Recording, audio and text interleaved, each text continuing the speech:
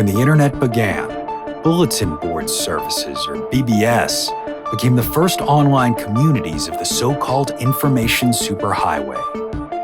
Using their phone lines, people logged in from all over America to talk about sports, games, movies, and on one BBS in particular, share their ghost stories. Over time, those communities all went dark, except for one lone server that continues to operate somewhere in an unknown part of Pennsylvania's Rust Belt. A relic of the 1990s, veiled in mystery, it is a digital archive of humanity's strangest encounters with the unknown, as told by the people who experienced them. My name is Brandon Schexnayder, and you are listening to Fear Daily. Subject: Santa's still here. User: BX44TTM. Posted December 12, 1997.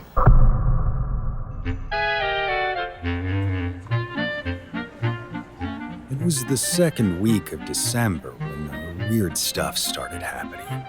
The kind of thing that makes you stop and question whether you've been pulling too many graveyard shifts or if something is actually off.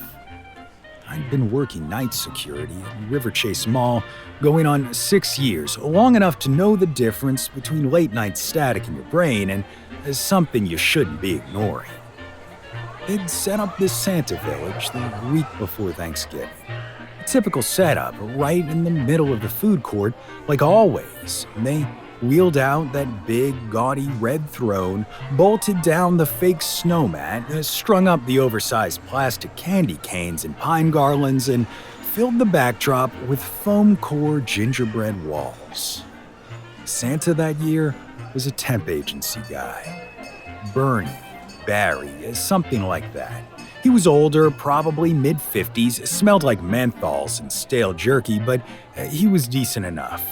Quiet, not a talker. He'd sit there in the suit all day, have his Polaroids taken with screaming toddlers and bored middle schoolers, then vanish the second the gate came down. Just another seasonal hire watching the clock. Then, one day, he just stopped showing up. No call, no message. Didn't come in and didn't pick up. Management tried to get someone else in the suit, but couldn't find a replacement that fast, so they shut the whole thing down early. They folded up the display, packed away the props into storage, and taped up a sign saying Santa had to return to the North Pole. Lame, but not that unusual. Honestly, I was relieved. The Santa Village always felt like it was trying too hard, too cheerful for a place where half the stores were going out of business. 2 nights later, I was doing my usual patrol on the upper level, checking the anchor store locks and making sure the service hallways were clear. It was just past 2:30 in the morning when I heard it. Bells. Real faint, jingling somewhere in the food court below. It was the kind they sew onto Santa boots or those ugly holiday aprons the cookie place makes the kids wear. I figured it was some animatronic thing left running, maybe one of those dancing reindeer toys with the motion sensor triggers, but when I came down, the whole court was dark, quiet. Every storefront locked up. Even the fake fireplace in the Santa setup wasn't plugged in anymore, but the chair was facing the wrong way. That big red throne they'd left out for storage pickup, it had been moved. Turned toward the service hallway exit, not the center of the display where it always sat. That didn't sit right with me. I turned it back, checked behind it to see if anyone had been screwing around, then went back to rounds. Maybe a janitor bumped it. Maybe I was overtired. That's what I told myself. But the next night, same thing. Same time. Bells quiet but clear from somewhere near the court. I came down faster this time. The chair had moved again. This time, not just turned, dragged a couple feet off its mark, and there were prints, big black boot prints, like someone had stomped through wet ash. They trailed from the chair across the tile to the old Baskin-Robbins counter, then just stopped. I checked the doors. Everything was locked. No sign of entry. I went back to the office and pulled the security footage. Our system wasn't the best. 6 monitors stacked in a metal cabinet, grainy VHS tapes we rewound and recorded over every week, but it caught movement. Around 2:47 a.m., the tape glitched just for a second, and then there he was, Santa Claus. Right there on the feed, walking through the court, and not the guy we hired. This one was taller, broader in the shoulders, and moved slow, deliberate.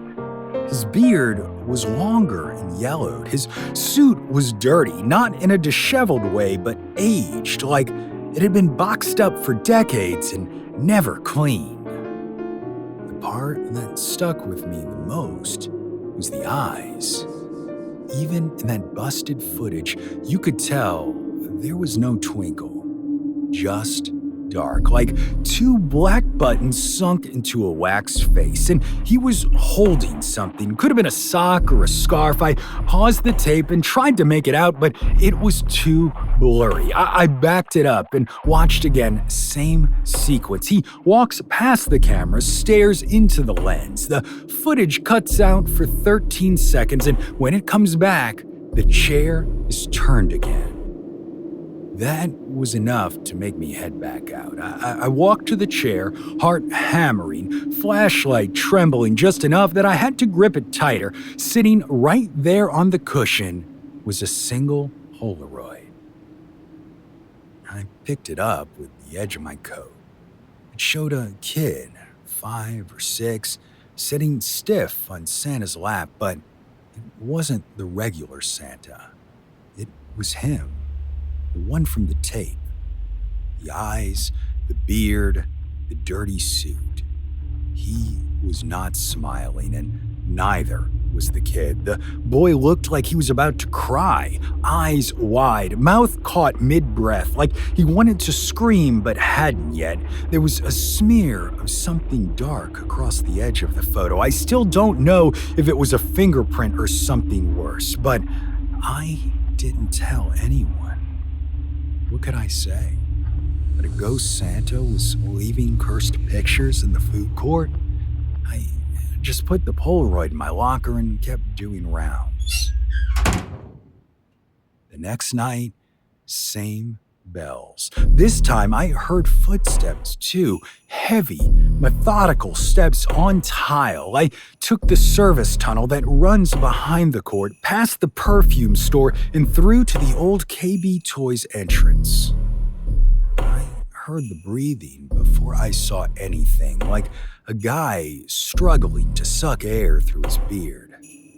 I rounded the corner and caught just the tail end of a red sleeve disappearing into the dark. I chased, but nothing. No echo of movement, no jingle, and when I stepped back out, the chair was front and center again. The garlands had been rearranged into a circle around it, and on the seat was yet another Polaroid. Same Santa, different kid. This one looked asleep or unconscious or maybe worse.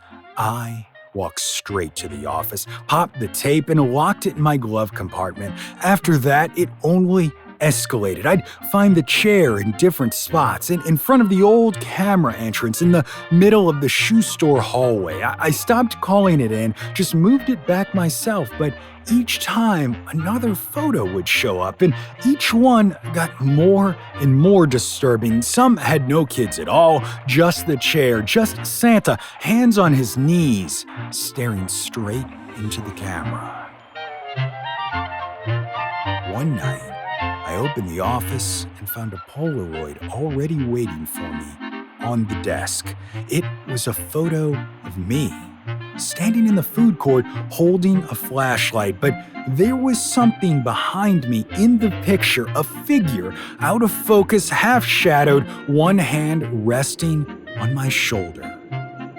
That was the last straw.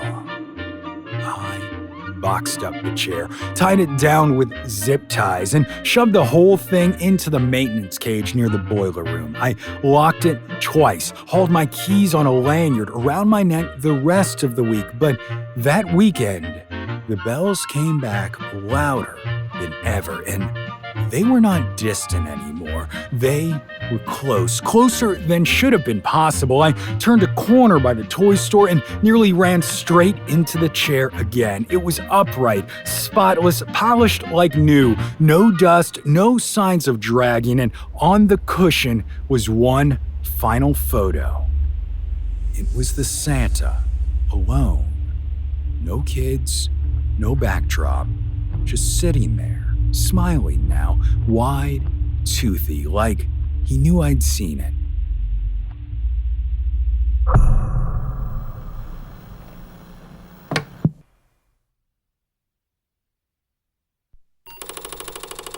Subject: Father Crispmas. User: HuntedRR23. Posted December 23, 1998.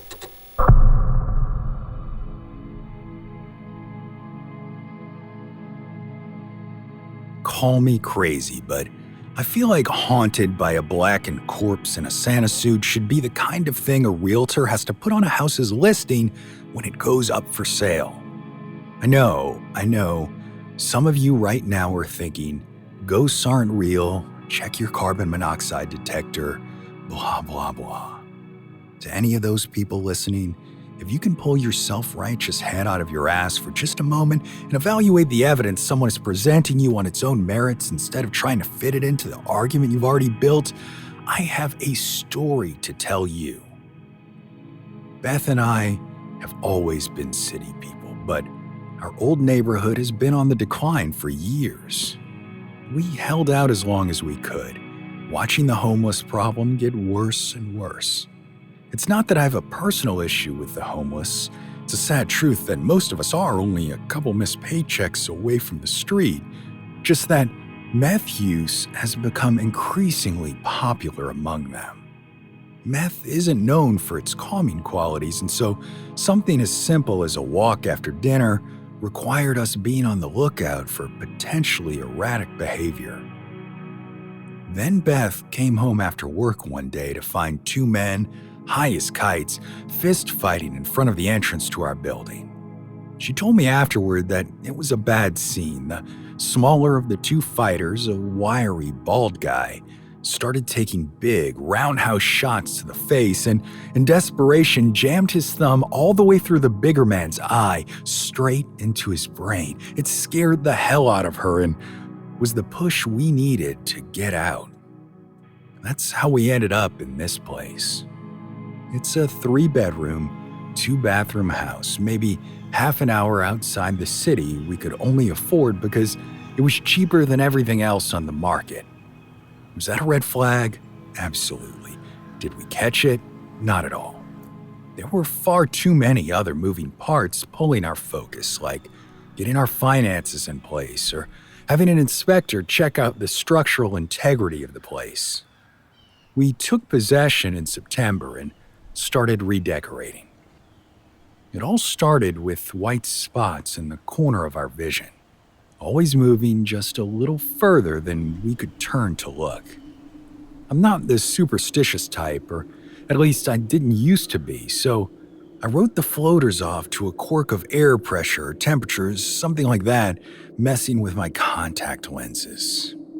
Imagine my surprise when I brought it up on a date in October and Beth said she'd been seeing the same things. Then, last night, the floaters went from the edge of our vision to center stage. Just after 3 a.m, I was down in the kitchen having a glass of water and a couple forkfuls of leftover lasagna when a ball of light, roughly the size of a tennis ball, floated up out of the kitchen drain. The light was so unexpected and completely outside any frame of reference I might have that I just stood there, my lasagna-stuffed mouth agape while it glided past me into the main hallway. From there, it passed up the stairs and out of my sight. A few seconds later, Beth screamed. I ran to her as fast as I could, nearly tripping over my own feet on my way into our bedroom. The nightstand light was on and she was sitting up, covers drawn to her chin. Beth's eyes were wild, fixed on a point at the foot of the bed. Once I was able to help her calm down, she said that she'd been dreaming of the Ponte Vecchio, a covered bridge in Florence, which we'd visited on vacation the year before. It was nighttime in the dream, and she was alone. All the little stalls and shops were lit up, just empty, as if everyone had walked away. Her footsteps echoed off the exposed stone walls as she looked for me. Then, from an alcove just ahead of her, stumbled out a burned skeletal figure in a bright red and white Santa suit. It stretched out a blackened hand, skin stretched tight over bone. Beth woke in fright to see that same figure standing in our bedroom and screamed. It didn't vanish right away, instead lingering for several seconds more until I burst through the door. Even if I hadn't seen the ball of light, I'd at least been willing to listen to what she had to say. Beth has been struggling with nightmares since witnessing the murder in front of our building, but they've never extended into the real world like that. I don't know why I saw a ball of light and she saw Father Crispmas, but I intend to find out.